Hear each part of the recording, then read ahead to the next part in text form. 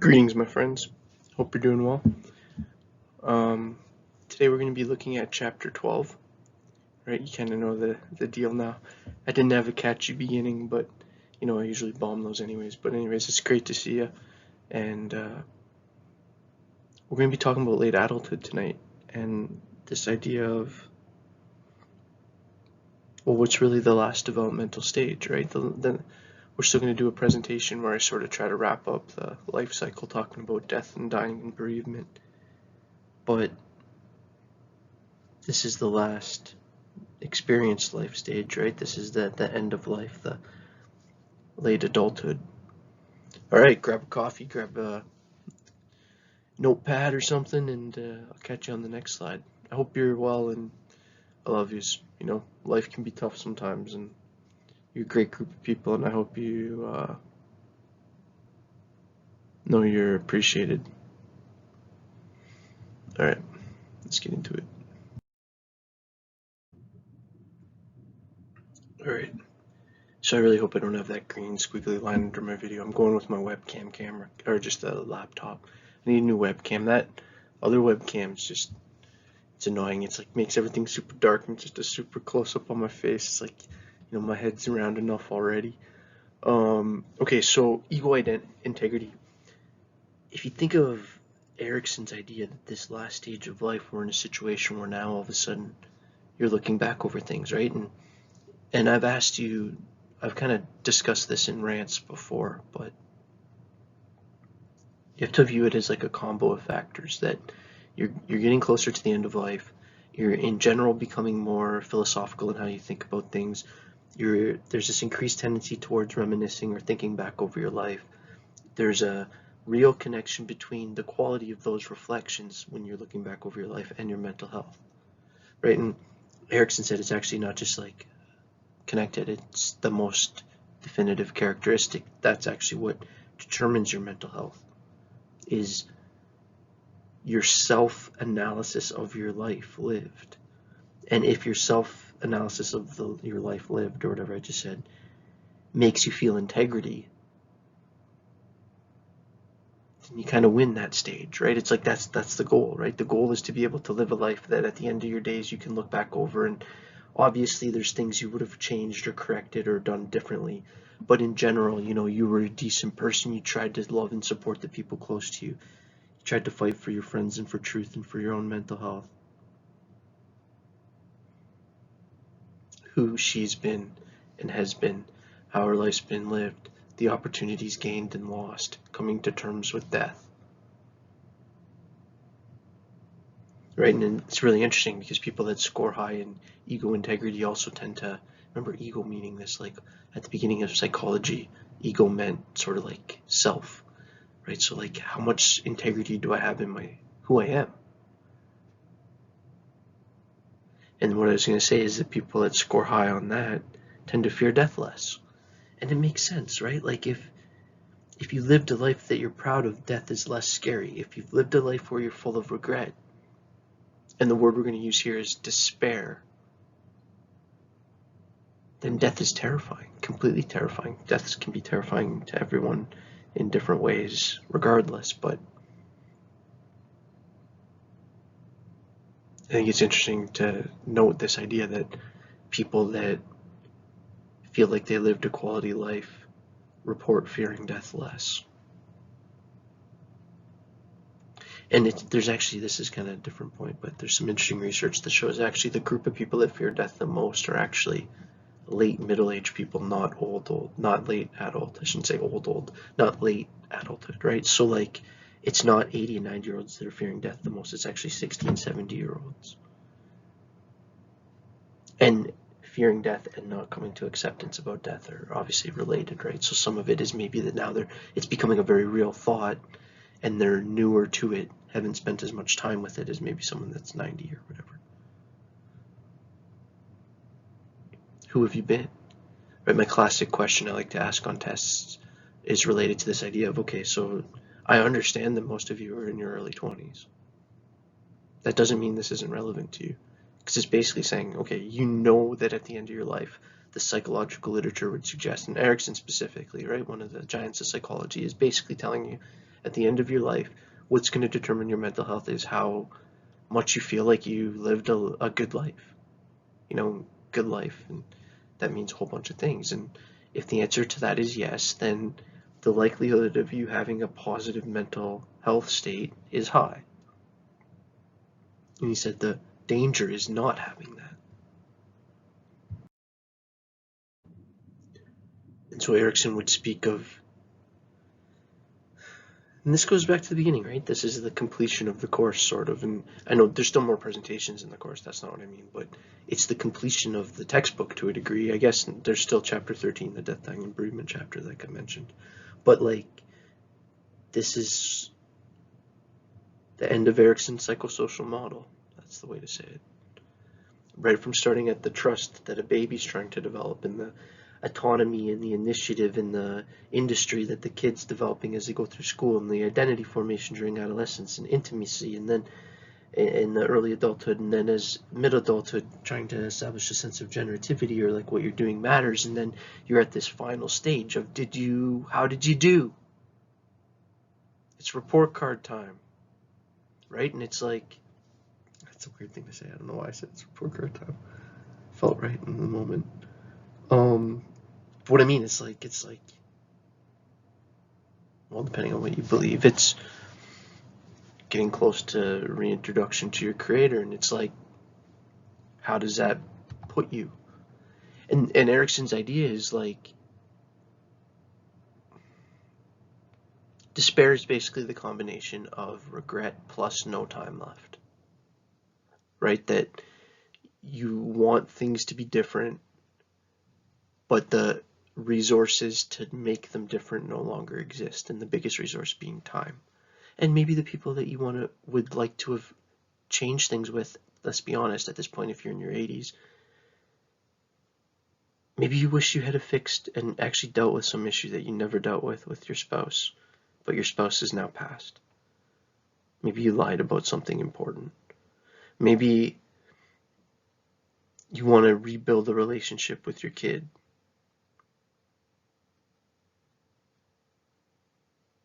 This is the other reason we're talking about this. It's because notice how like almost all my examples are like personal relationship level. And this is like, I know I'm old man mainland in my 40s, but like if I could teach any of you students something, it's like, be careful caring too much about stuff you won't care about later, right? Like, don't sell your soul to the moment. You have a long life. You're an important person. It's like,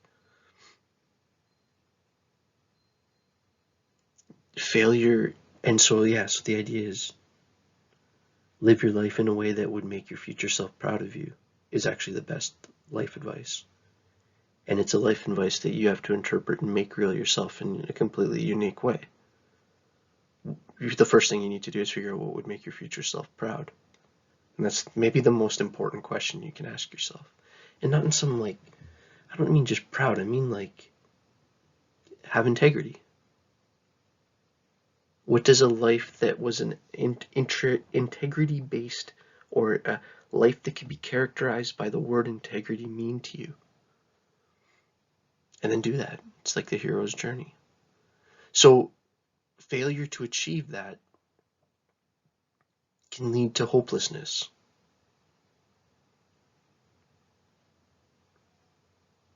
And you know, I kind of get into weird moods when I'm doing these videos, because it's like, I know you're going to be watching, but I'm also recording by myself, so it's like such a weird dynamic, right? Because it's like, but like, even if you break down the word hopelessness, it's like such a devastating word that you're like, you're without hope, which is hopeless. But then the ness part implies that you're hopeless in a way that's a behavioral pattern. Your approach to things could be characterized as a hopeless approach.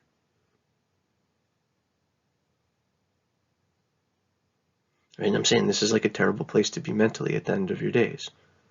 That if you can't say that, if you don't feel integrity over the life you lived, then there's this tendency towards feeling despair. because of too little time left to make meaningful change.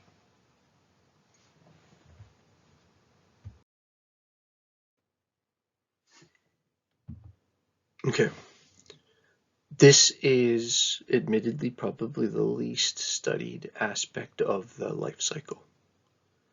And it's actually a really interesting one if any of you are interested in doing like research projects and essays and theses and stuff in the future, like not just for the fact that you live in Canada, a country where we have a very aging population and there's going to be tons of work in the area in terms of especially, and I don't mean just work in like taking advantage of these older people. I mean like if you can start to develop like therapeutics and ways of like enriching quality of life, like even super cool things, like one thing that they're doing is having like 50s nights, but with VR goggles, and it's like you put someone that's in their 90s, like they're in the front row of an Elvis concert, and it's like all of a sudden their mood changes for the next 2 weeks. It's like, yeah, no kidding, because you just like triggered this pattern in the mind that's like literally the good, it's like you ran the good old days tape. And so, anyways, I'm just basically making this point that like therapeutic rec style approaches to supporting seniors, our elders, is going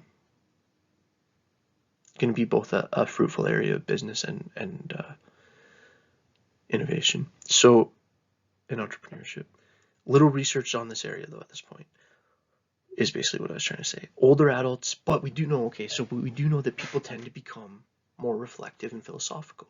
So now I think that's important, right? Because what I'm basically saying is that we know that when you get older, you're going to be spending more time thinking about things and thinking about your life. So then it makes sense to say, well, if those thoughts are positive, it's reasonable to think that would be associated with better health. If they're negative and it keeps you in this stressful mood all the time and your cortisol levels are super high, and we know tons of cortisol in the system's associated with progressing things like dementia, right? Like I think the argument is there to be made that being filled with jaded bitterness is a negative towards longevity physically, right? And it would have to do with how the degeneration or the corrosive effect of elevated cortisol levels over long periods of time. Cortisol, the stress hormone, actually eats away those who have achieved some degree of self-satisfaction, right? So at least, and it's not like I'm saying like you have to live your life and at the end be like, oh, perfect, sign the last page, the end, and just like ride off into the sunset. It's like, no, it's obviously life's complicated and things are dynamic and people's lives are complex, but people that report having at least some level of being able to have integrity or some level of self-satisfaction with their life are less fearful of death. I sort of was making that point a little bit earlier. And I say there's thwarted personal goals. That means like things you could have did, but you didn't. The chance at some job that was like a bit scary, so you didn't do it, or like the pushing yourself to do the thing.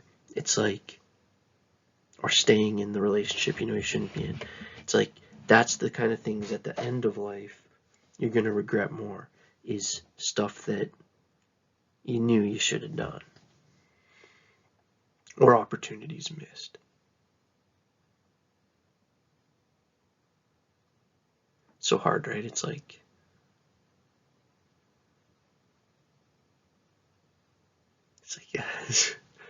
4 minutes in, can't edit this out, but now it's like Wu-Tang, right? Where it says, how do I put it? Life is like video footage, hard to edit. Directors, they never understood it. And it's like, yeah, that's the thing, right? There's no reverse eraser, Control Z move in life, right? So, we do our best. Okay, that's about my signal to wrap up this slide. So, I kind of forget. It's weird how things happen in life, right? Like,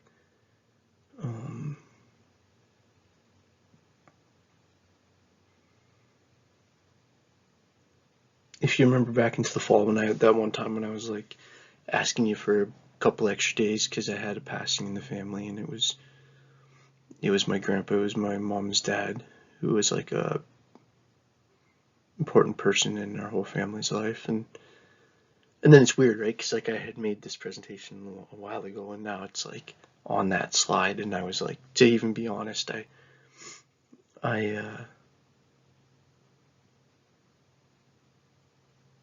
when I started even recording this, kind of forgot for a second that it like referenced my grandpa specifically. I'm actually going to include, I think, since I'm still working on this, I'm going to include an old video that I recorded. I had like this idea of maybe doing a podcast or something, but that was like kind of right before the pandemic. And I was just playing around, and I read a poem. So my grandpa wrote these 3 books for the Arthur Historical Society, and they're all like about World War II and stuff. And anyways, there's a poem in there, and I'm not sure if my grandpa wrote it or if it's just one he's collected. But I found the like raw file of the video that I recorded, so I know where it is. So I might put it in here. Again, you have to give me the benefit of like it's a kind of older video, and I might have been nervous, but out of kind of tribute, I'd like to show it to you if yeah, I think I'll show it. That's him there, right? John Walsh, Navy, World War II vet. Walsh is my mom's last maiden name.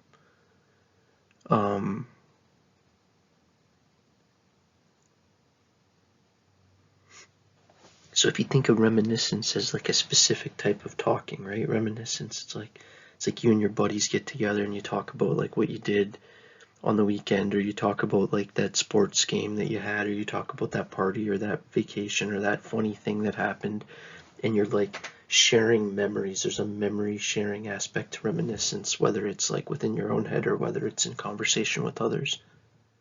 And that Erickson thought that this increase in reminiscence, this increase in philosophical analysis of your life actually is part of the preparation for death, and that it's a normal social, I remember his word, right? Psychosocial stage. And it provides a foundation for what he called the life review, which is just exactly what it sounds, right? Like thinking back over your life and analyzing the depth and quality and realness and authenticness and goods and bads. See, I have an interesting like side note here written down that elders who do not have an intergenerational view of reminiscence do not engage in reminiscence as often. So that's really kind of quite fascinating that older people that don't, when they're reminiscing, aren't thinking about kids and grandkids, but are thinking about different things, don't tend to reminisce as much. People that are thinking about kids and grandkids tend to reminisce these positive memories, or not necessarily positive, but these family-based story memories. They tend to do that more.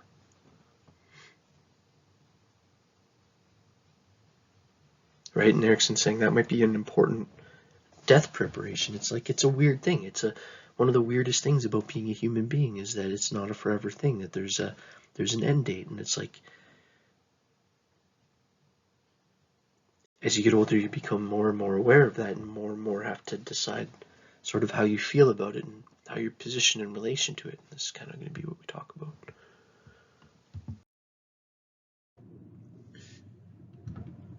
So, yeah, I say here, researchers look at reminiscence and health as a way of, like, how are these things, like, thinking back and sharing memories and health related? Well, it's one way that,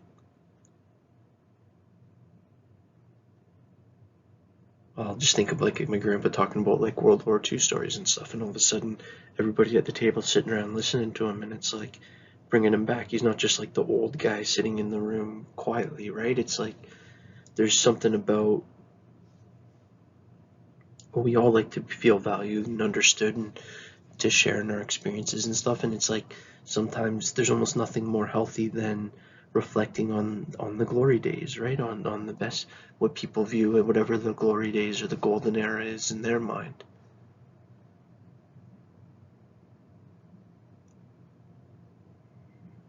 Right? Whether it's like an Elvis concert or the Raptors winning the championship or whatever it is, right? Like whatever. And it's like, so that's why I chose like a picture of like, let's just pretend that that's like a grandpa and his granddaughter, and they're looking at images of like maybe grandpa and grandma's wedding and family trips and stuff like that. And that's actually like a very healthy thing. It's it's meaningful. It's like, I don't know, that doesn't sound as powerful as I meant it to sound, but it's deeply significant, and it's shaping and it's shaping of mental health. It's shapes mental health.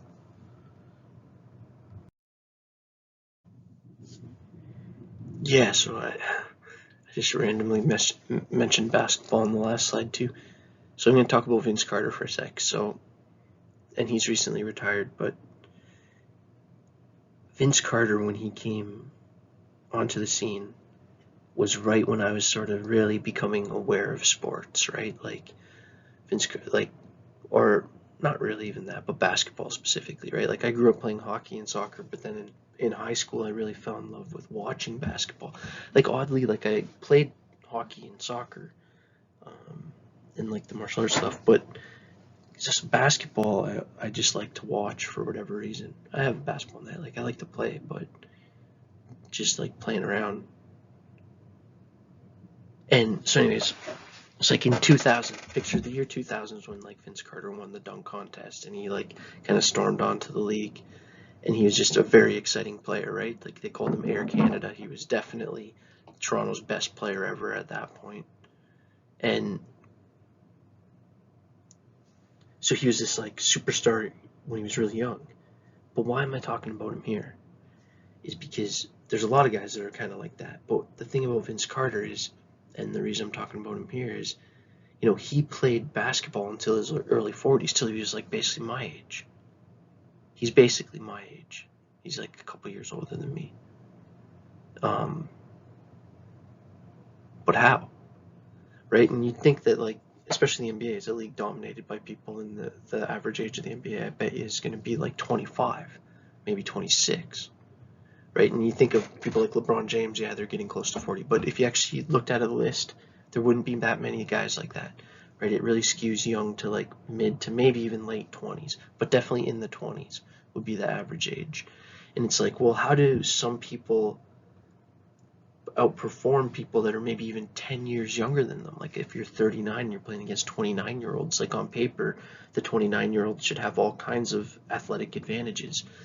But you know, there's a wisdom in age, is the kind of old saying that, okay, so let's just look at it this way.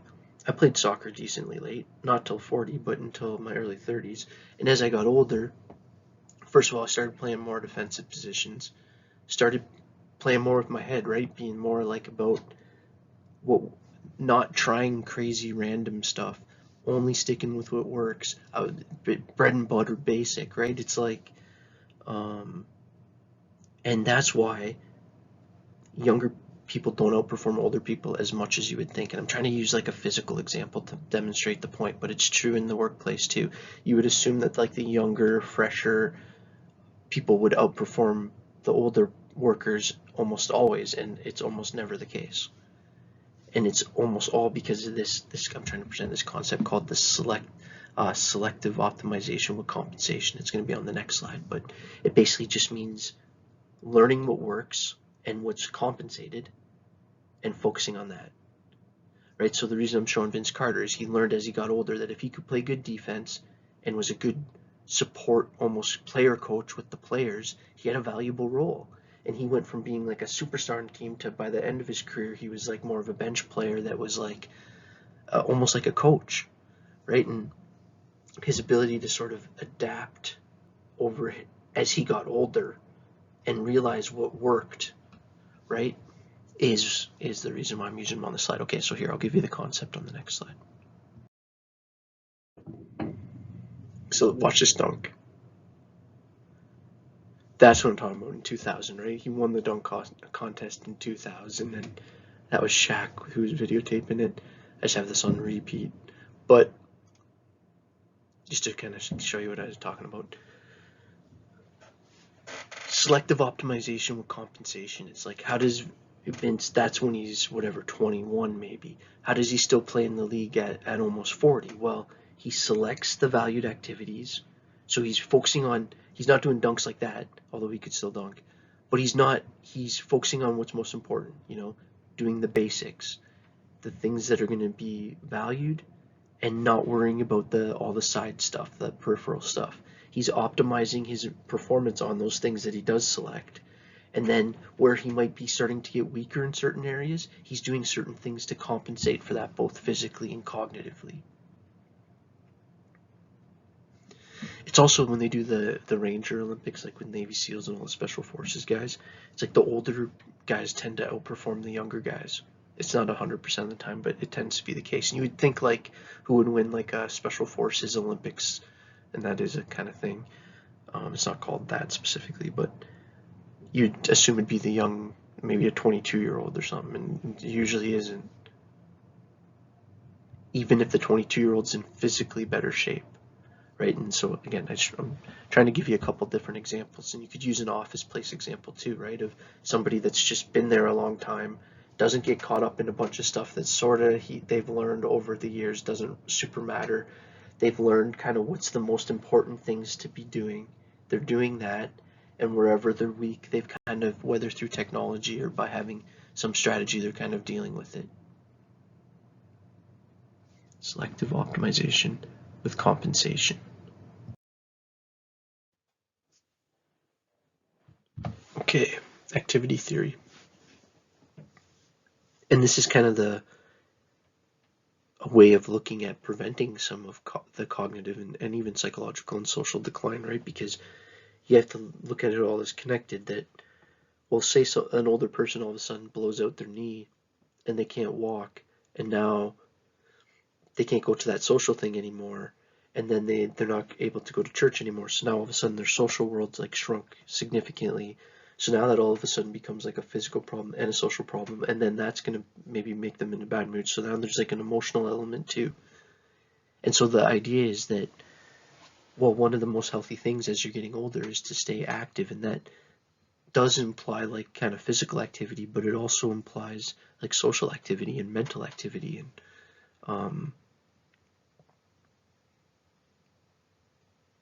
emotional activity, or even like spiritual activity. Basically full spectrum activity, staying engaged. It's a deep thought, right? That like as you're getting older, there's maybe this pull to disengage. There's actually an idea that's called disengagement theory too, but activity theory is sort of this idea that if you're trying to help somebody, and that's why you see like the older lady like doing like, I guess either holding walking poles. At first I thought she was doing like an elastics exercise, which actually I think she is doing, but it almost, you can convince yourself that she's holding walking poles too, kind of. But basically it's just she's exercising, right? That she's staying active, and she looks like, maybe let's pretend they're walking poles, and she's going to go walk with her friend, and they're going to talk about, how their week's been and stuff. And so all of a sudden now that's like got a positive social element, a positive like cathartic emotional element, and then like the plus, not to mention like the good workout for the lungs and heart. So all those things kind of go together, and this is what we call activity theory.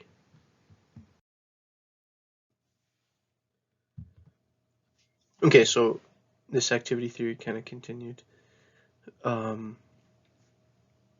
Older adults that maintain activity, and again, remember on that last, I won't do it again, but on that last slide I was kind of going over the list of how activity is more than just physical activity, but tend to report slightly greater satisfaction with themselves in life, are healthier, and have higher morale, right, compared to control groups. Some socially isolated elders are content if they have an all-consuming hobby. This is another point I want to talk about, that,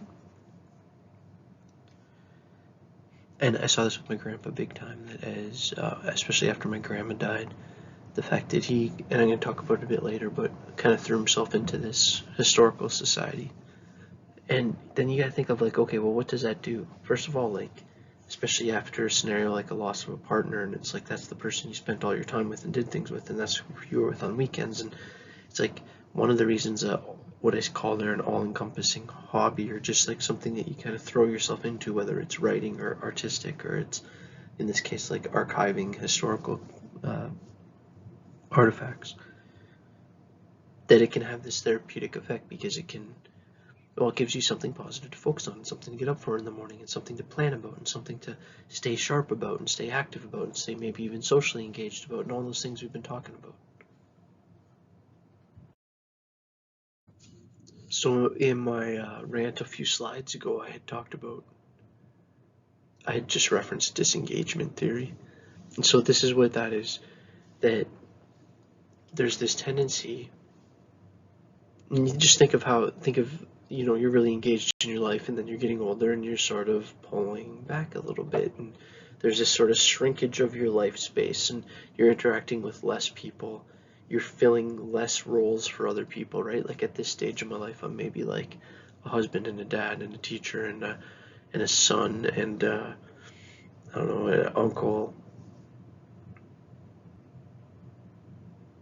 Maybe that's it, right? And then it's like there's like less roles and less interaction. So shrinkage of your kind of life space is what the idea is, and there's this increased individuality because you're not as,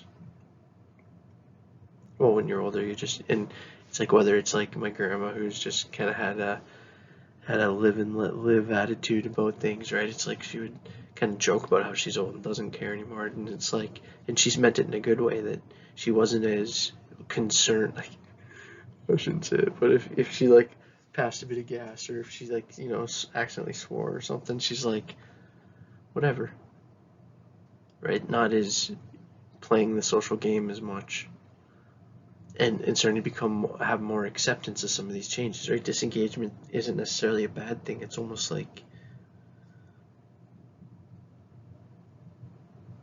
well, it's part of this deeply biological preparatory process.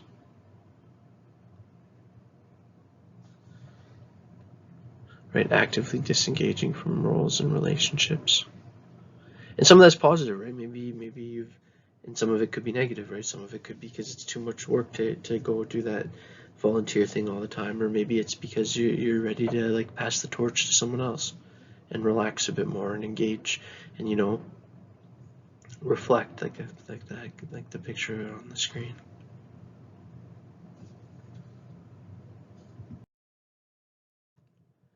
So if we're to like kind of list some of the characteristics associated with successful aging, obviously that there's going to be massive individual differences, but I think it's safe to say that like maintaining as good of health as possible, maintaining kind of cognitive abilities and alertness and sharpness as much as possible, trying to stay engaged socially and in things that are productive, whether it's hobbies or family kind of roles, whatever.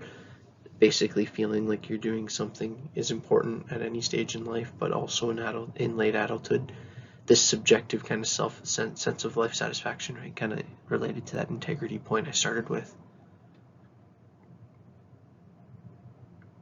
This last one's kind of interesting, that associated with healthy aging seems to also be this idea to view it as you're not like either perfect or like, and it's not all or nothing, that like you're seeing the variability in aging. So this means that like you view old age in terms of like maybe you're just not as quick as you used to be, right? But that life's still okay. It's this variability, instead of just like viewing it as just like the end and this decline across the border, because that's not really how it works. Or maybe your back gets bad, or maybe your memory starts to get weaker.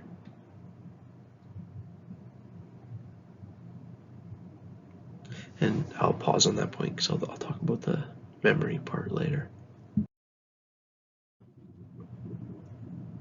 So here's another point about health, right? That it says here, older adults reap the benefits or get the benefits from healthy choices they made earlier in life. So people that made smart choices around things like their diet and in terms of like their exercise. And not that any of us are perfect, I'm certainly far from perfect, but that patterns that you establish in your 20s and 30s and that become your life in your 40s and 50s and 60s and 70s, and that really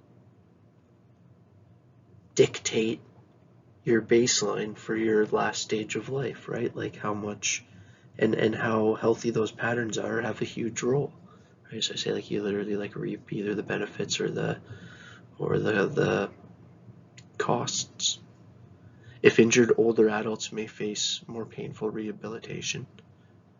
I think that's the age-old comedy joke where it's like if you're 20 and you hurt your shoulder, it's like they'll, do the most recent scientific miracle and fix your shoulder, but if you're like 60 and you hurt your shoulder, you just kind of have a bad shoulder for the rest of your life. It's like your bounce back potential is a lot different. And like without getting into how like tendons work and stuff like that, like there's biological reasons for that. But how you respond to those things makes a huge effect on psychological health. So this is another point I've kind of made a couple different ways, that one important thing to remember is how you deal with and make sense of things like health issues, and that's true at any age, but especially since it tends to be associated with this late stage, how you make sense of that and how much it totally either rocks you to your core or it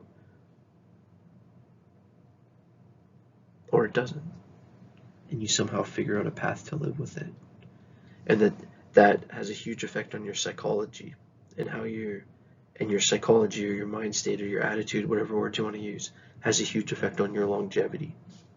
And that brings us all the way back to the work of people like Viktor Frankl, and I think I referenced this last time to you, more recent biologists like someone like Bruce Lipton.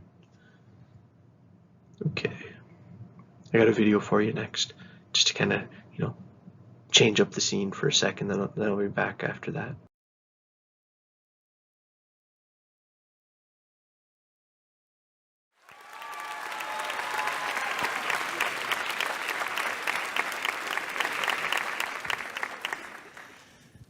Have you heard the one about the two older couples who go out to dinner together?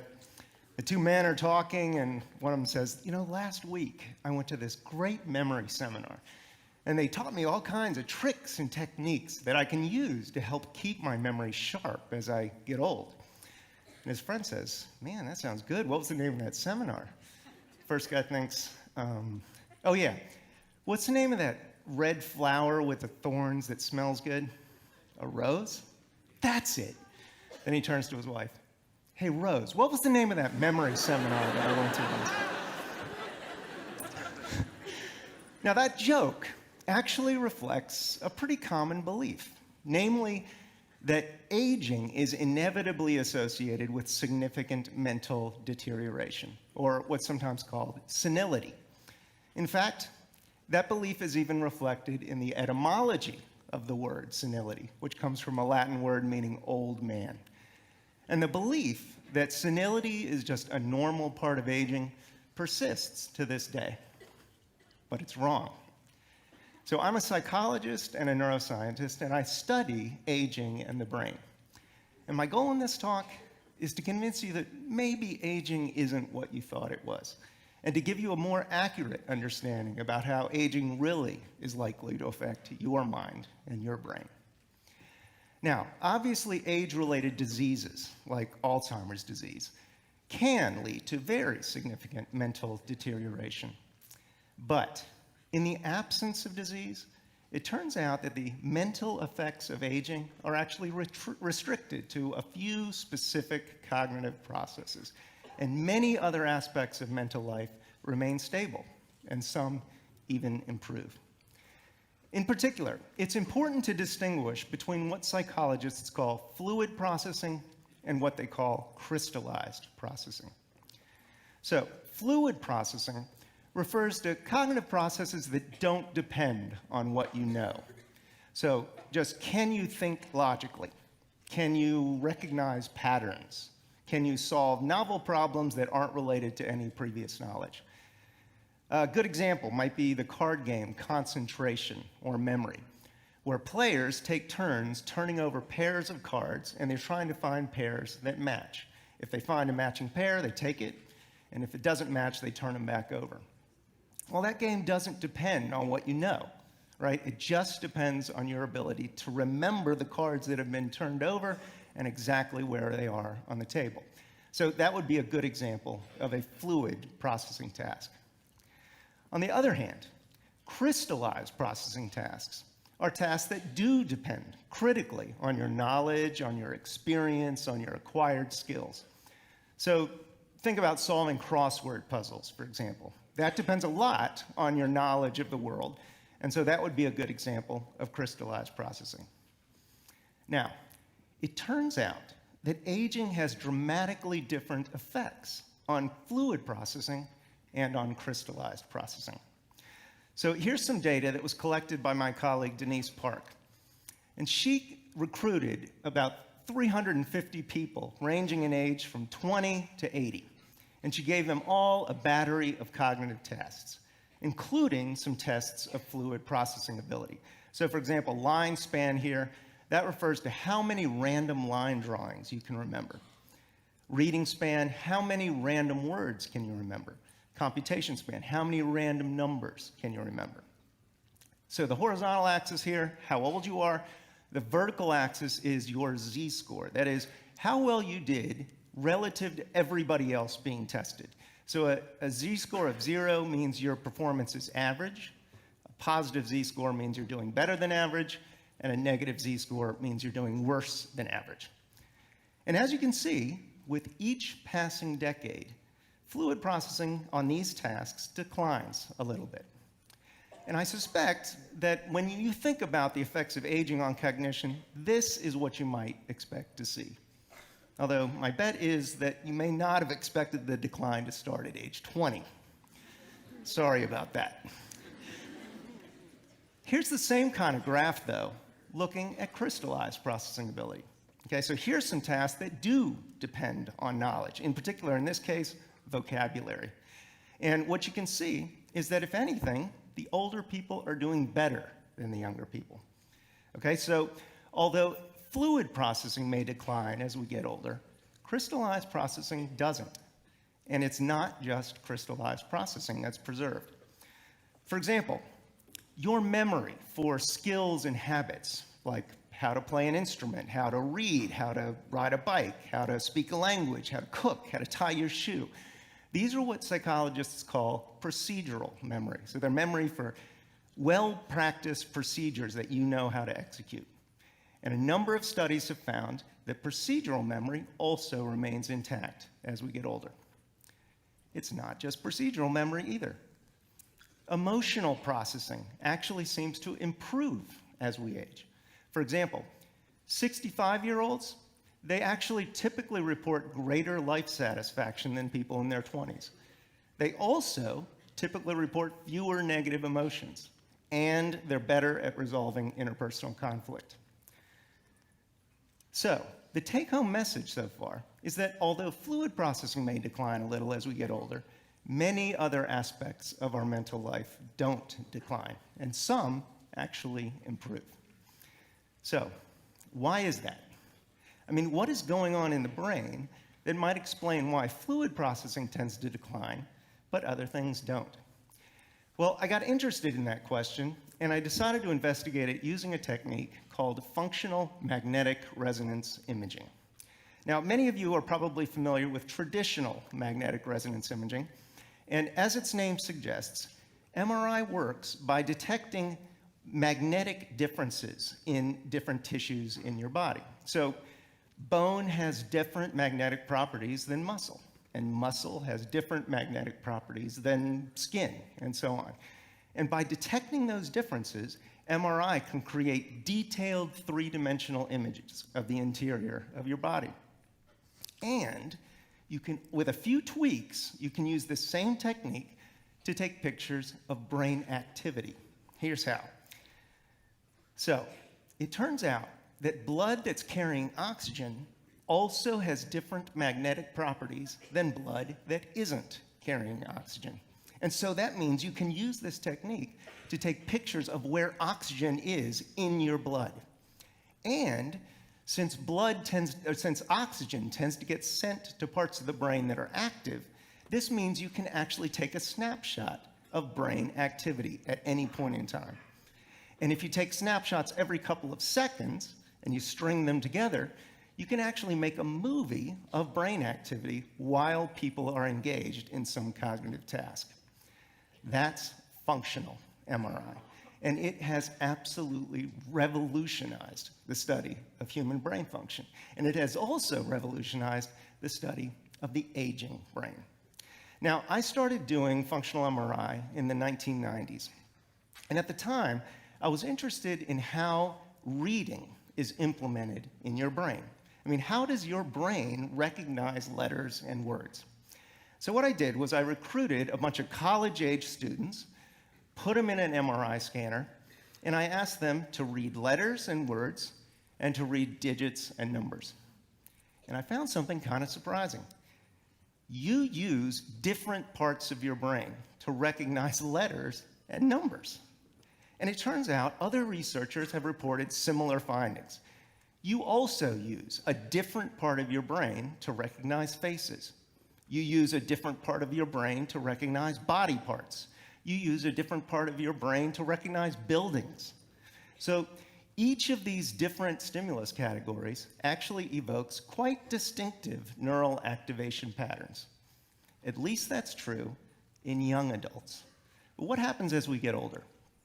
Well, to answer that question, we scanned a bunch of college-age people as well as older people averaging around age 70. And we asked them to process pictures of faces and pictures of houses. And then we looked at the patterns of neural activation that were evoked. And we asked, how distinctive are they? Okay? Are they really different? Is it easy to tell them apart? Or are they kind of confusable and it's difficult to tell them apart? Here's what we found. So each dot here represents one of the subjects in our experiment, with the young subjects on the left, the old subjects on the right. And the vertical axis here is how distinctive those two neural activation patterns were. How distinctive is the face pattern from the house pattern? Now, if you look at the young adults, you'll see that in every single one of them, they evoked very distinctive activation patterns in response to faces and buildings. But if you look at the older adults, you'll see that neural distinctiveness tends to decline a little bit as we age. But here's a critical point. It's not true for everybody, right? About half the subjects actually looked a lot like the young subjects, right? They were still evoking very distinctive neural activation patterns. But about half of the older people were showing less neural distinctiveness. And here's the cool thing. The very people who show reduced neural distinctiveness, those are the people who show declines in fluid processing. Okay, so check it out. Each dot here is one of the older subjects in our experiment. And on the horizontal axis is how distinctive those two neural activation patterns were. On the vertical axis is a measure of a bunch of fluid processing tasks. So how well did these people do on a battery of fluid processing tasks? And what you can see is the people with less distinctive activation patterns, those are the ones who do poorly on fluid processing. And remember, fluid processing is the thing that declines as we get older. Crystallized processing doesn't. Here's the same kind of graph looking at the relationship between neural distinctiveness and crystallized processing. And as you can see, now it doesn't relate. So what we have here then is a neural measure that actually relates specifically to the types of processes that tend to decline as we get older. And that's exciting because it means we might be able to investigate the potential causes of what's leading to neural distinctiveness declining, and maybe we could actually intervene and change it in the future. Okay, so I've told you one piece of very good news, which is that many aspects of your mental life probably won't decline too much as you get older. But there's another good piece of news that I'd like to share, and that's this. Your brains do not take aging lying down.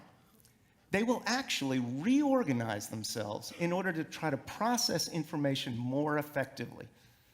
So, If I took the college-age kids in the room, stuck them in a scanner, and asked you to perform some task like retrieve some information from memory, what I would typically find is that you would activate one of your two brain hemispheres.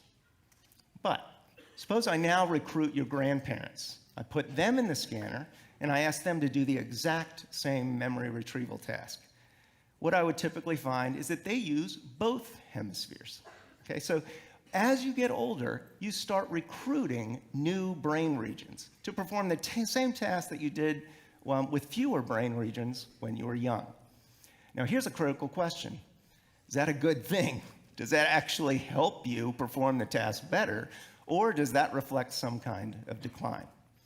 Well, to address that question, a researcher named Roberto Cabeza at Duke University recruited 3 different groups of subjects. First, he got some high-performing young people, college-age students, who were doing well on a battery of fluid processing tasks. And then he recruited 2 different groups of older people. One group who were struggling with fluid processing and weren't performing as well, and one group that was still doing very well. And then he put them in the scanner, and he gave them a relatively difficult memory task, and he looked at brain activity. And here's what he found. In the high-performing young subjects, he found that they tended to just activate one hemisphere of their brain. In the low-performing old subjects, those who were struggling with fluid processing tasks, they also only activated one hemisphere of their brain. But check this out. In the high-performing older subjects, the ones who were doing well on fluid processing, they were the ones who activated both hemispheres. So it suggests that this recruitment of the other brain hemisphere is actually helpful. It's actually compensatory, and it's helping them perform the task better and age a little more gracefully. Okay, well, I hope I've convinced you that aging isn't just about mental and neural deterioration. In fact, many aspects of your mental life will likely be preserved, and many may even get better. And furthermore, you may start using parts of your brain that you didn't use before to help you age a little more gracefully. So I want to suggest that it might be more accurate to think about aging as a kind of transformation rather than as deterioration. Now, your golf scores may go up, your bowling scores may go down, your hair might turn a different color, but I think there's a lot more to look forward to than you may have thought. Thank you.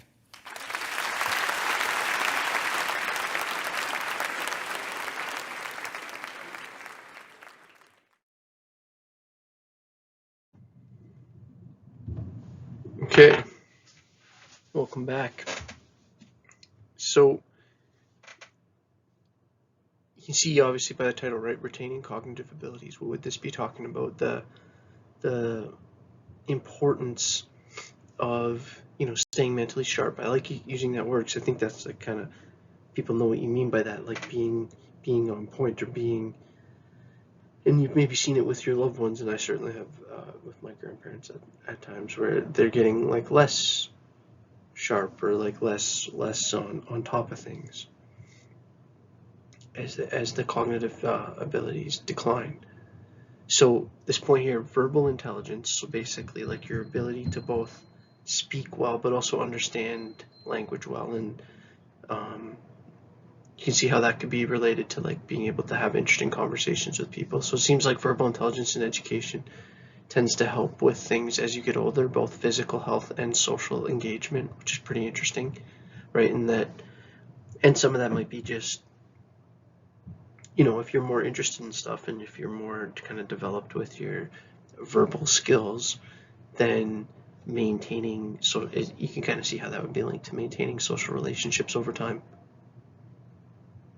And I say there, like the complexity of cognitive challenges or how complex of cognitive challenges an elderly person is willing to face affects their cognitive functioning, right? So this idea of like the more they push themselves, the more they're gonna sort of demand that their brain keeps up.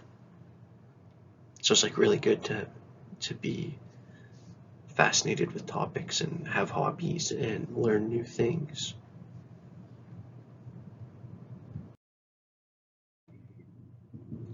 So it's like you can show, like telling the story of like showing you that this is like kind of my point, that you should teach your grandparents or like the older people in your family like YouTube or how to play Tetris or something like that. And it's like, well, why would you? Because we kind of have this assumption that older people can't learn tech or something, but it's like that's actually the exact wrong way to look at it, because pushing them to learn new things is actually incredibly healthy for their cognition, right? This cognitive adventurousness is an idea you'll find in the literature, this willingness to learn new things, and how that's associated with, with the title, retaining cognitive abilities, with reducing the amount of decline or degeneration. So yeah, teaching somebody a new skill. That lady's like maybe trying to search something on YouTube for the first time, but like if you were to see what's going on in her brain right now, there's all kinds of activity, right? It's very neurologically healthy. Okay, so yeah, and this is kind of the point, right? That friends play like such a kind of key point ever since we sort of get introduced to friends. At the beginning of life, it's mainly family, and then as we get a bit older, we start to have a few friends, and then we go to school, and peers start to become this huge influence, and then they kind of reach their max of influence in the early teen years, and then, the friends stay important throughout the 20s, and we've talked about how you get into like midlife, and your friends you see less often, but they're still important to you, and it's like even at the end of life, friends are still important. That nursing home residents report greater life satisfaction when they have more frequent contact with their friends and with their family. And it's sort of like obvious why that would be the case, right? Elders who help others and remain active in the community exhibit higher levels of physical and emotional functioning. So like that's another way of saying like staying active, especially in ways where you're doing meaningful things, is associated with maintaining emotional and physical functioning. Those who helped others also felt more satisfied with their own lives at a personal level. Right? So you kind of see this connection between what you're doing and what you're focusing on, and then like your health and your mood. That behavior is a huge component of mood, and what the focus is, and what's going through your mind, and what your emotional place is while you're engaged in the behavior. Right? That there's almost a healing power in being fascinated and interested in things.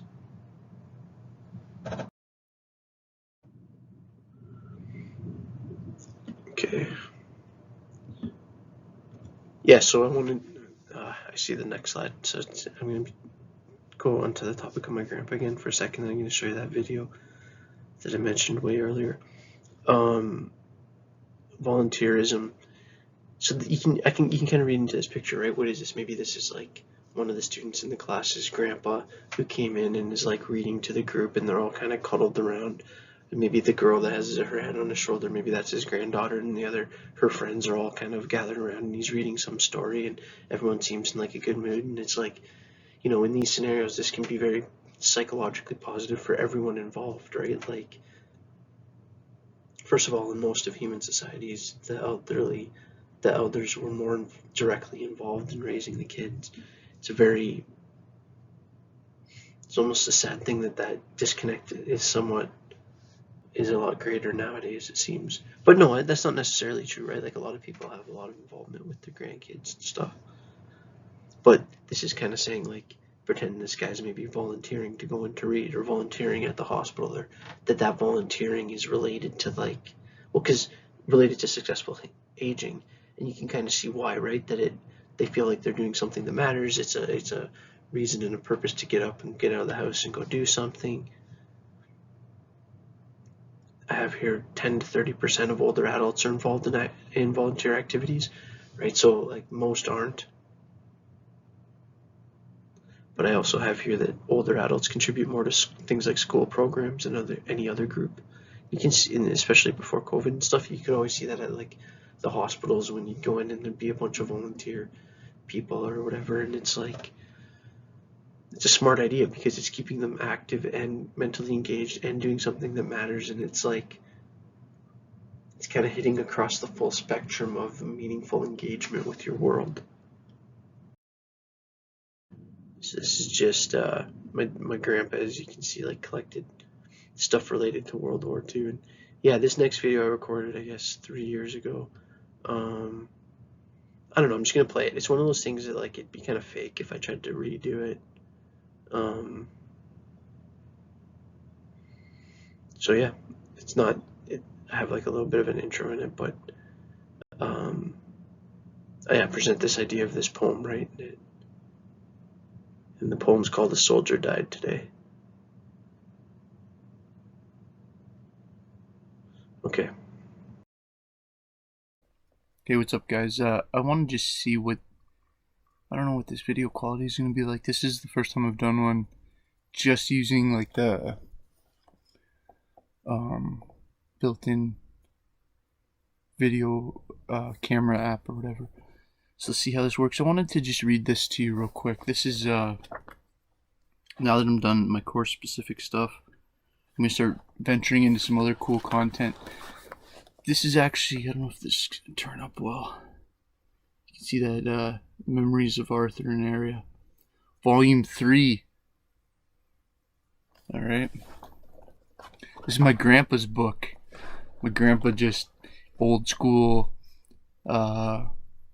farmer slash pharmacist slash soldier slash well-known hockey coach, slash Jays fan, had 8 kids, was a soldier. I don't know what else you can say about somebody. This poem, I'm not sure if he wrote it or, so his books are, I don't know if he would called it this, but kind of tributes to the soldiers of World War II and specifically from the Arthur area.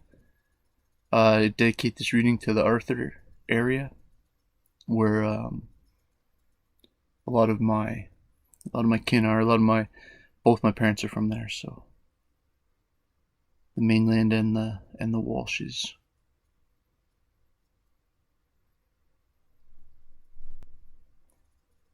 Now, the grandpa I was talking about that wrote this is still alive and healthy, and fighting strong. My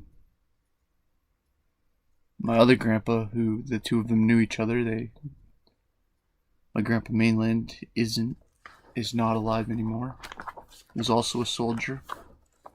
So, yeah, there's some levels of complexity reading this. It's pretty short, but it's an awesome poem. A soldier died today. He was getting old and paunchy and his hair was falling fast. He sat around the Legion telling stories of the past, of a war that he once fought in, and the deeds that he had done. In his exploits with his buddies, they were heroes, every one. And though sometimes his neighbors his tales became a joke,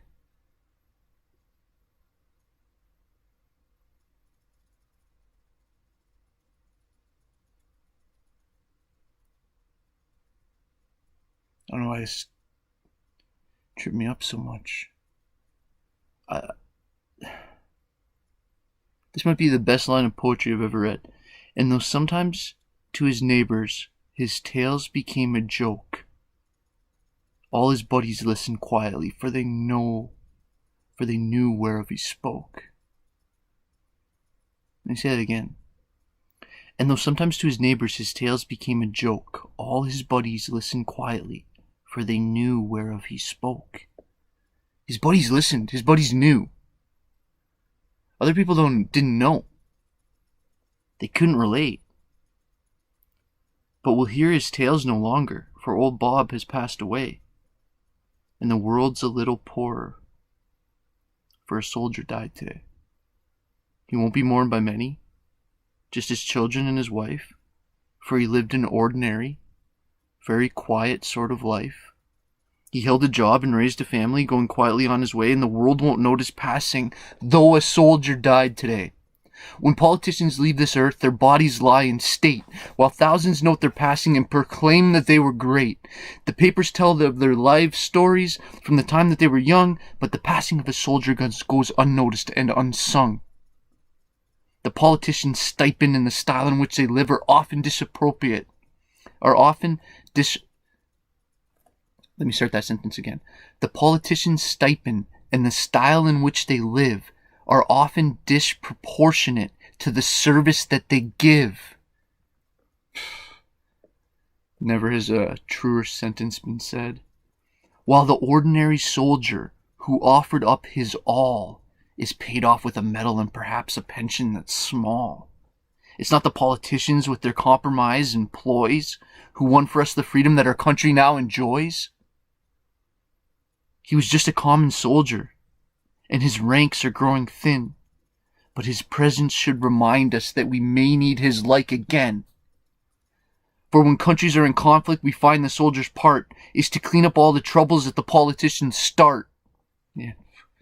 If we cannot do him honor while he is still here to hear the praise, then at least let's give him his homage at the ending of his days.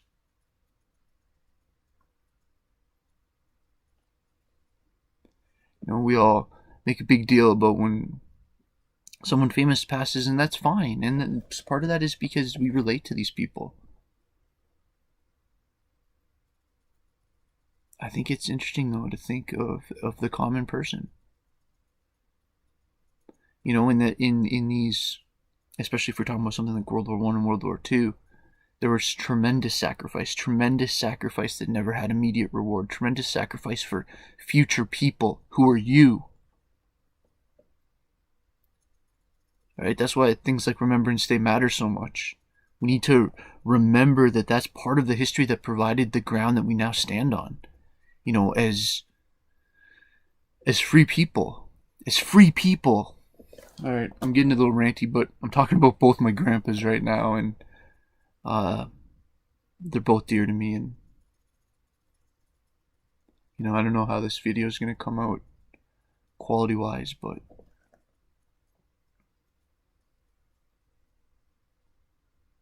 the politician's stipend and the style in which he lives is often disproportionate to the service that he gives. They often live like they're here, and they help you this much, and they tell you they help you this much. It's like, that's what I'm saying, is like to assume that past generations didn't have tremendous wisdom is foolish. It's foolish. Wise words. Anyways, miss you guys, and I hope that well, I don't know. I'm gonna start coming out with new stuff. I don't really hope anything right now. I hope that you guys find something useful out of this.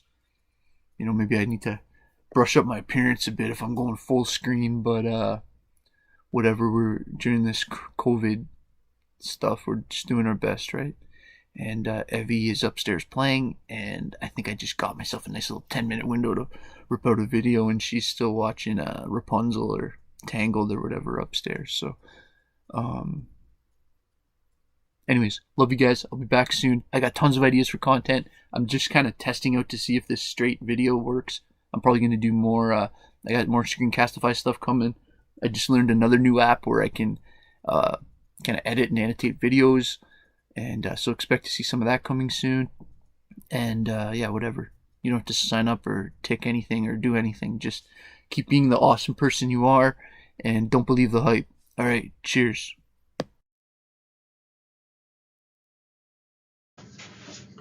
Alright, so thanks for watching that. I know that was a bit different. Okay, so life satisfaction, right? The sense of control is important to personal well-being, right? So this is like especially true if, say, an older person is being like needing to move into a senior's home or something like that. It's like if it's a choice that they're really supportive of and they want to do it, and it's like seen as a step that they're willing to take, it can be a positive thing. But if they're doing it kind of feeling pressured into doing it, they can describe it as more obviously stressful. And then that's all going to be influenced by how much support that they feel that they have, right? That idea of like how adequate they think that their social support is. And it doesn't necessarily mean how, if there really is people there, it's like if it, there's a certain aspect of that that's like a self-rating, right? That's where it's like sense of control, perceived adequacy, self-rating. It's like all these words kind of imply that it matters how you're viewing it, how they're viewing their health is critical, right? Two people dealing with the same thing, one can be taking it much more as a catastrophe than the other, even though it's like, so again, it's this idea of like attitude and how you approach it and make sense of it as being related to how it affects you. Seeing other people as having more problems than oneself contributes to life satisfaction, and that's just like that comes out weird.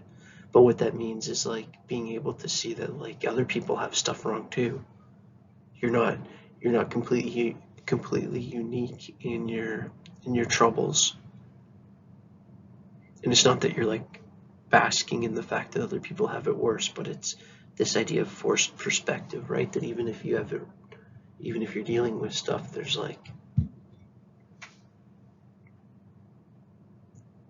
reason to still be thankful for what is going right, I guess is the idea. So if you want to have this as the definition, religious coping is the tendency to turn to religious beliefs and religious institutions in times of stress or trouble, right? To use it as a primary coping mechanism. And some of that might be like literally comfort in the religion or in the teachings or in prayer or in the comfort that you get from that place, the familiar place, or it might be from the support that you get from people there, or we might be talking about like very literally things like funerals and wakes that have religious significance. But that, you ask that, and some of this is related to what we've been talking about how you're at this stage of life where you're more philosophical and reflective and thinking about things like, if, what's the meaning of life? What are you doing here? Am I like living in a way that I can be proud of? What do I think about God and afterlife and all these kind of existential level questions? So if you're at that level, you could see how the attraction to at least deal with religious ideas, right? And it doesn't necessarily mean like going to church, although it can, but it can be even like kind of what I was saying there about like dealing with those questions around kind of ultimate purpose in the universe and God and the soul. Right, I say there, this may be increasingly important later in life because of the increased amount of stressors and the increased, not just that, but the increased specifically the amount of stressors related to the realization of your own mortality, right? That whether those are like physical or that you're starting to feel the memory go or whatever it is, or you're starting to lose people. It may be a main way of coping for a lot of people. So, okay, so let's look at this religious belief thing for a little bit longer, right? And I wanted to make this point because I have on my side note here that the study that the book is talking about is looking at older adults, and they did a range of religions, right? So they were looking at people that were Christian, Buddhist, Muslim, Hindu, Taoist, and Sikh. And they showed like consistency, right? So one of the ideas is that, or why I'm saying that is that, okay, so what is it about those religious beliefs that has a protective effect? One of the things is that elders that place a lot of emphasis on faith tend to worry less, report worrying less, right? And all this is self-reported, right? That you ask them and you scale like how religious they are and how much they like have religious related thoughts and conversations, and then you scale that against like how worried they are about death, and you see if there's any relation between those things, any correlation, any statistical relation, right? And we see that there is, and there's an association between religious faith and mental health, and this as I was mentioning there, is like reported across diverse faiths, right? So Christian, Buddhist, Islam, Hindu, Taoist, and Sikh. The positive effect associated with how elders think about their life. Yeah, that one of the reasons is that religion provides, for good or bad, provides a story, right? And not as, I don't mean a story in terms of like the actual teachings, but I mean like it gives like a meaning, right? And the idea is like, especially like, I'll just take the example of like my grandma, who really very much thought that like she was going to heaven, and that things she had done to her life had contributed to that, and there was a place there ready for her, and like you could see how that would be a comforting thought at the end of life.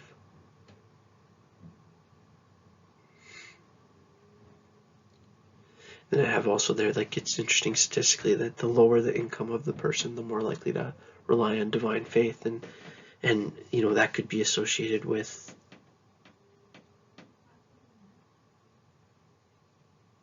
either lack of options, and being dealing with the rawness of life, and needing to look above or whatever for source and for inspiration. It's an interesting finding. All right, just a few more points here about religious stuff, because, and again, I'm trying to kind of look at the religion topic more from almost like a sociology perspective or a psychology perspective of the function that it's playing in people's lives, right? And that there's a social component, right? Like I just showed, there's some people sitting there, and maybe they're friends or maybe they're family, and they're singing hymns together, and there's like maybe they're having lunch after, and there's like a social component of it, and you can easily see how that would be associated with health. And then there's also the fact that like you're being around people who know about your situation, and maybe you're like following up with you and stuff. And this is the point I have there of like, there's this interesting thing of like, individuals who attend church are more likely to comply with medical advice, right? Especially around following like medication routines, around things like heart medicine or whatever. And then maybe it's because they're just around more people that might be dealing with similar things, and they're talking more about it. So like the social aspect is hugely important.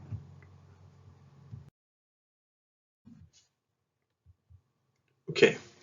And I obviously know that there's like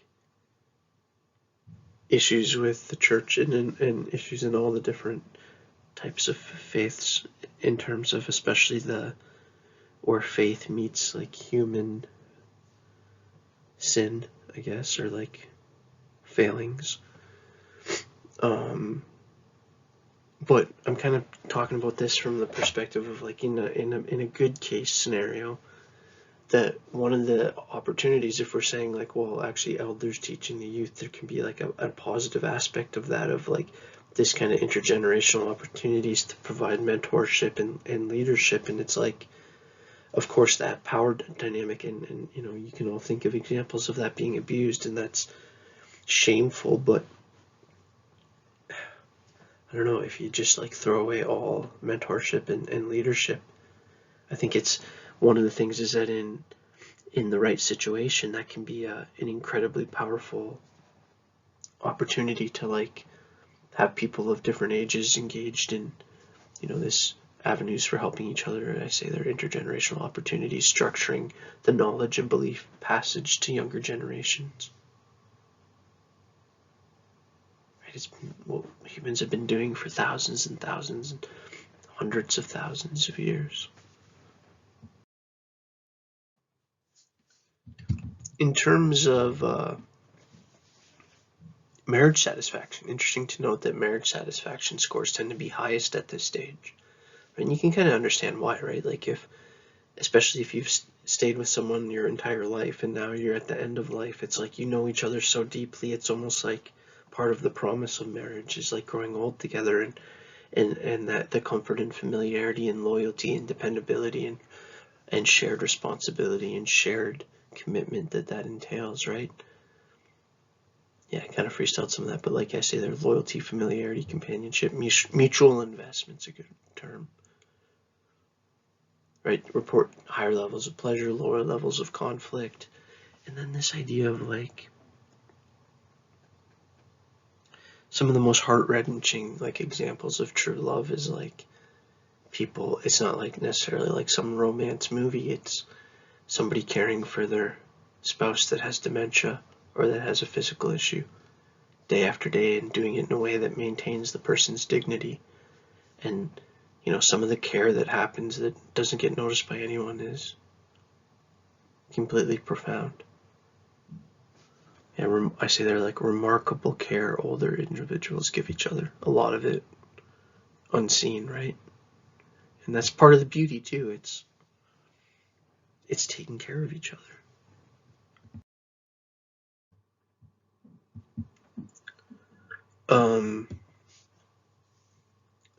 Yeah, this is an interesting stat, right? That roughly 20% of men over 65, if their spouse dies, will remarry, while only about 2% of women. So that's a tenfold difference. Right, the difference between 20% and 2%. And if you have a question about that, I have the note to see figure 18.1, so that must be coming straight from your textbook. Yeah, men tend to remarry at higher rates.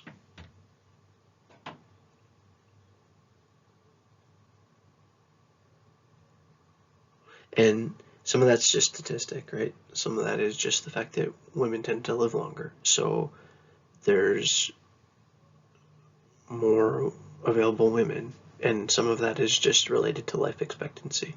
Older men more likely to date, more single older women available. That's kind of what I was saying.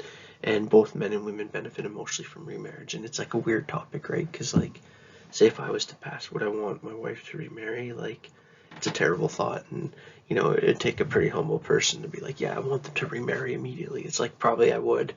Probably if it's like, you know, if I'm looking down or whatever, and I'd want that far. But it's obviously like an awkward thought, right? No one wants to think about that. Some of the benefits of things like marriage become more evident too later in life. Like you see that this quote that I want you to have, please, is like, or this point that married older adults report, and like just think of these as three pretty major variables: higher amounts of life satisfaction, better health overall, and lower amounts of institutionalization, right? So what that means is like less going to like a senior's home. And it sort of makes sense, right? Like if you're by yourself and you can't take care of yourself anymore, then you're almost guaranteed to need that extra support. But you know, if you have a spouse, then like I was kind of mentioning, maybe they take care of you and you can stay in your home. The advantages are greater for married older men. And what that means is just this idea that if you look statistically at levels of life satisfaction, health overall, and rates of institutionalization, and you compare men that are married to men that are not married, the amount of difference is more than if you compare women that are married and women that aren't. Be interesting to break down why that stat is the case. Okay, we're getting towards the end, but just a few more things I want to talk about. So in terms of friendship, I'm sorry, this slide feels a tiny bit out of order because I feel like I was talking about friendship a while ago, but just a couple last points. Friendship can provide an important support network, obviously, right? Like keeping them connected with things and both like the social support, but also the maybe when they need things or help with groceries and all that kind of stuff. It can really improve things like life satisfaction, self-esteem, reduce loneliness, all things that are like common at any life stage, really. Provides companionship, laughter, shared activities. Again, like similar to friendship throughout the lifespan. Right? Provide relationships that are more maybe reciprocal and equitable, or just meaning like, you know, maybe if someone's living at a home and they're around other people that are their age and they're in the same scenario and they can just sort of hang out, whereas when they're with their kids, maybe their kids always feel like they have to take care of them or whatever, right? That's what I mean about more equitable, more with people that are at your same stage. They provide assistance with daily tasks like groceries or you know, even maybe things like cleaning or stuff like that. Okay, so this is kind of a neat book, this Catherine Lee, Fictive Kinship. So it's like kind of like the common way of saying it, more common way of saying it is like a friend of the family, a fictive kin. So men's friendships tend to involve less disclosure and intimacy, and it's like, well, tell me something we don't know, right? That's kind of true across the lifespan, even though men can obviously have relationships that have lots of disclosure and intimacy. If you're looking at it statistically and comparing the genders in large scale analysis, you would definitely see a difference in style, right? That men tend to have less disclosure and intimacy, and women tend to have a larger social network, but both sexes report that similar amount of satisfaction and emotional support, right? So just because the size and maybe the amount of disclosure is different, they're psychologically significant for everyone. Yeah, and I added the point just about the difference between the sexes, that these patterns are a continuation of a pattern evident across most of the lifespan.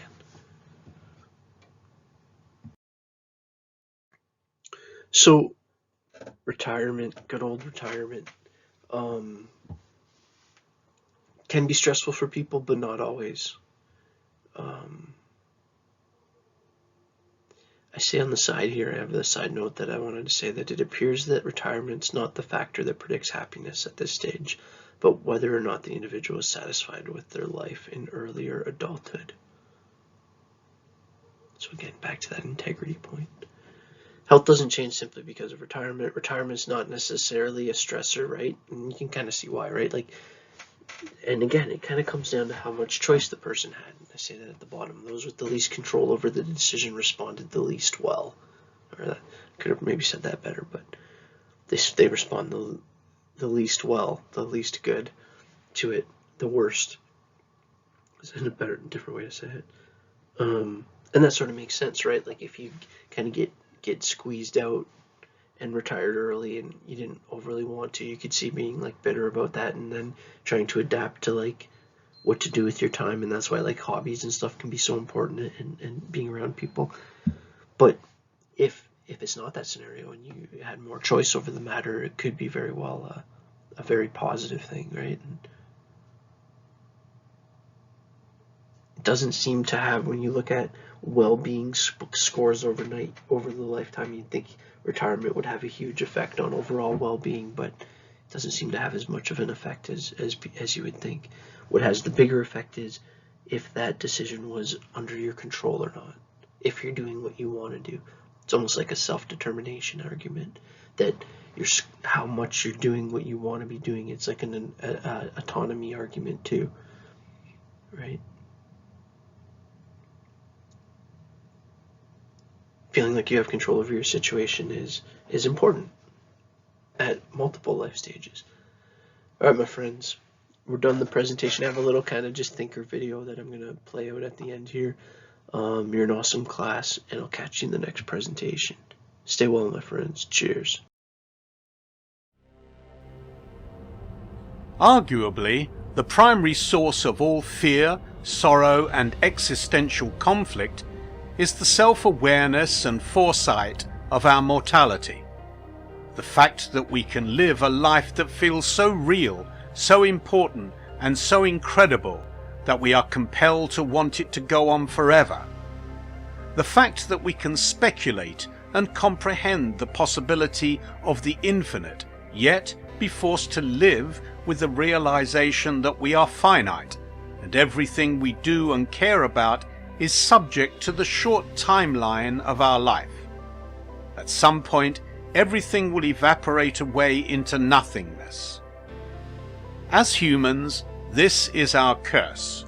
We are the seam between the infinite and the finite, able to ponder and long for the eternal, yet be bound to the impermanence of our deteriorating body. But perhaps in some strange, puzzling way, this is also our blessing.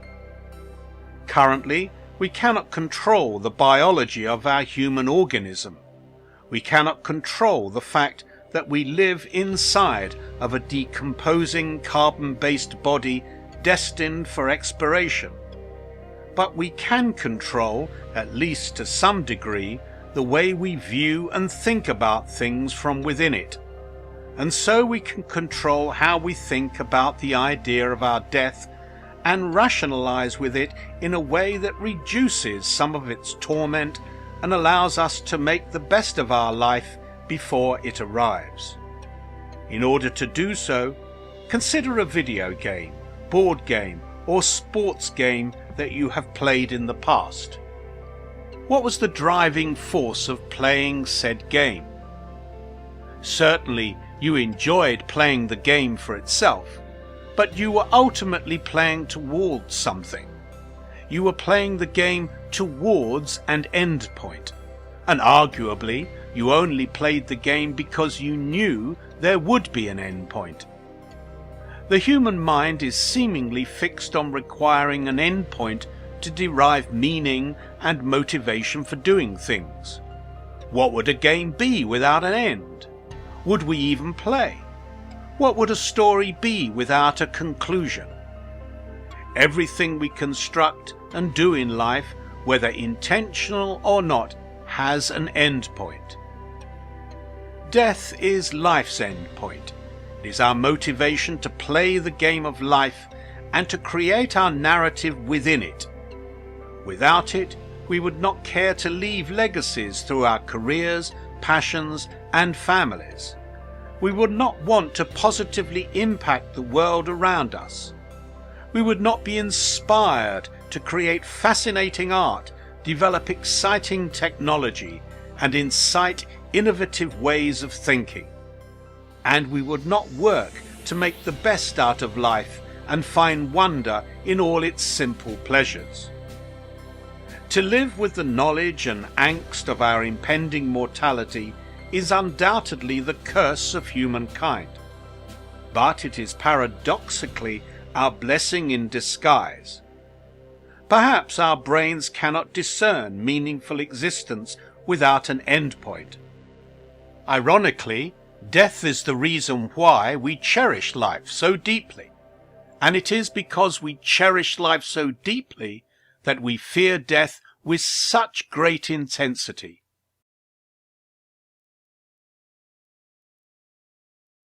Thank you for watching.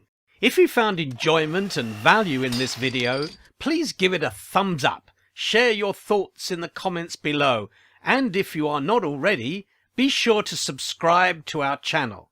We are constantly coming out with new videos to help you experience life with clarity and wonder.